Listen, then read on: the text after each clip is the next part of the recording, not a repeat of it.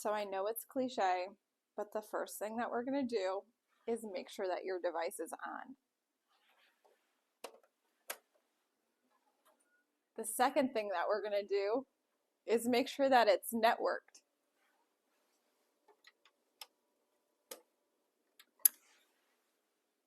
If you've made it past this point, then there's something else going on, and it can be a couple of things.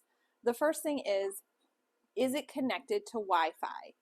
If your space has a dual Wi-Fi band and they're named different networks, you want to make sure that your copier is connected to the same network as your computer.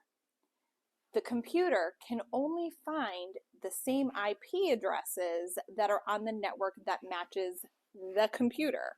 So if you have multiple devices on multiple networks, you want to make sure that you're printing to a device that's on your network.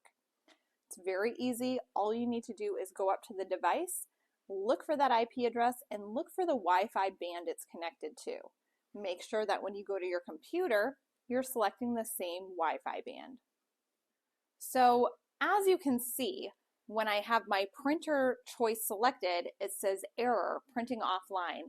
It even has a document waiting. That means whatever I printed last did not come out of the device. So we're going to look at a few things to troubleshoot this. So the next thing that we want to do is, if that doesn't work, if you're still on the correct network and it's the same, chances are you're printing to a different printer than you're walking up to in order to get your device, in order to get your prints. So the next thing that you want to do is confirm the IP address of the printer you're printing to.